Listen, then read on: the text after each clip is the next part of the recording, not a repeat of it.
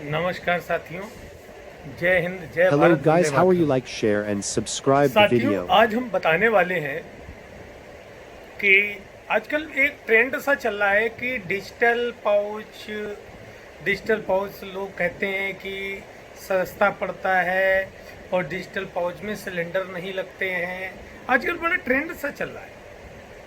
साथियों, हम आपको इस धोखे से और ये बनावटी बातों से और ये नक्कालों से सावधान करना चाहते हैं कि ऐसा कुछ भी नहीं है।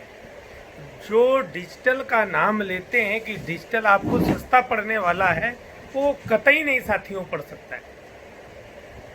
उदाहरण के लिए साथियों, मेरे हाथ में ये पाउच है, ½ kg का है बेसन का। ये डिफरेंस हम बता रहे हैं कि सिलेंडर के पाउच में और आपके डिजिटल पाउच में क्या डिफरेंस है और क्यों आपका सिलेंडर पाउच लेना चाहिए, डिजिटल पाउच की तरफ नहीं जाना चाहिए। ये पाउच पड़ रहा है आपको ₹2.5 का, और यही आपको डिजिटल पाउच बनवाएंगे तो कम से कम ₹7.5 का एक पीस पड़ेगा। कितने का?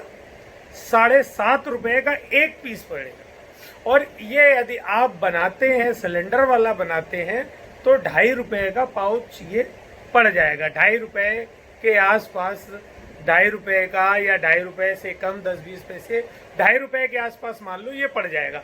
½ kg का पाउच है ये, 500 ग्राम और का पाउच है ये, बेसन का पाउच। इससे कंपेयर करते हैं तो ये जब हम इसमें लेते हैं डिजिटल पाउच तो ये ₹7.5 का है। सिलेंडर का पाउच बनवाते हैं तो यही आपको ₹2.5 के आसपास पाउच पड़ेगा। बशर्ते होगा क्या, उसमें सिलेंडर का खर्चा आएगा। सिलेंडर का खर्चा कितना आएगा? मान लीजिए ₹5,000 है, 5,000, 6 कलर की जॉब है तो ₹30,000 का सिलेंडर का खर्चा आ गया। माल बनवाना है आपको 50,000 पीस, या माल बनवाना है आपको 30,000 पीस। 30,000 से आप ये मल्टीप्लाई करेंगे ₹7.5 से। तो दोस्तों, 30,000 से जब हम मल्टीप्लाई करते हैं ₹7.5 के हिसाब से, तो ये कॉस्टिंग पड़ेगी जाके 30,000 इंटू 7.5, ये बढ़े जाके 2,25,000, ₹2,25,000 हुई। और प्लस जीएसटी इसमें ले लेगा वो डिजिटल पाउच वाला, इस पर जीएसटी भी लेगा। 2,25,000 प्लस 18% ले लेगा, तो ये 40,500 ये हो गया। टोटल ₹2,65,000 लग जाएंगे आपके 30,000 पीस की। 30,000 पीस यदि आप बनाते हैं डिजिटल पाउच, देखना कितनी बड़ी धोखाधड़ी। आप सब लोग समझ नहीं पा रहे हैं। डिजिटल की तरफ, डिजिटल लोग करता होता कुछ नहीं, डिजिटल की तरफ जाते हैं तो ये खर्चा आ गया साथी। और ये आप सिलेंडर में बनवाते हैं, जब आप सिलेंडर में बनवाएंगे 30,000 पीस, तो ये ₹2.5 के हिसाब से आएगा। 30,000 इंटू 2.5, ये आ गया जी ₹75,000 खर्चा। कितने का आ गया? ₹75,000। और उसमें कितने बने? ₹2.25 लाख बने थे। तो मान लो कि माइनस ₹2,25,000, ₹1.5 लाख आपका बच रहा है। आप कह रहे हो ना डिजिटल, आप लोग कहते हैं डिजिटल। ₹1.5 लाख आपका बच गया। मान लीजिए आपने सिलेंडर के 75,000 में 30,000 और लगा दिए, ₹1 लाख हो गया। 75,000 में 1,05,000 हो गया। 1,05,000 में हर बार आपको ₹2.5, ₹2.40, ₹2.30 या ₹2.5 के आसपास का पड़ने वाला है पाउच।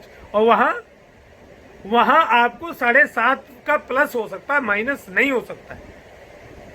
तो ये डिफरेंस है, ये बेनिफिट है डिजिटल और सिलेंडर में। तो आपको हमेशा कोशिश करना चाहिए डिजिटल हो के सिलेंडर में जाइए। नकालों से सावधान रखिए, क्योंकि इसके ₹7.5 कोई देने का मतलब ₹5.5 एक पाउच पे फालतू देने का कोई तुक नहीं बैठता।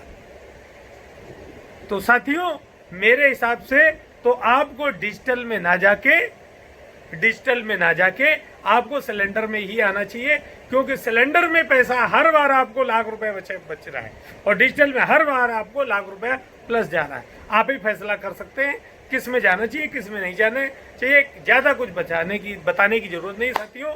जय हिंद, जय भारत। और एक चीज़ और है, हम डिस्क्रिप्शन में अपना मेल आईडी देंगे, जिन साथियों को कुछ पूछना हो वहाँ से पूछ सकते हैं।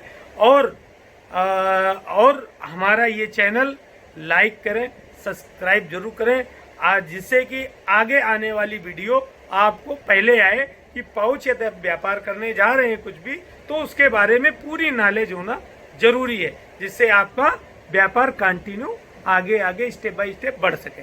धन्यवाद साथियों। Don't forget to like, share and subscribe the video.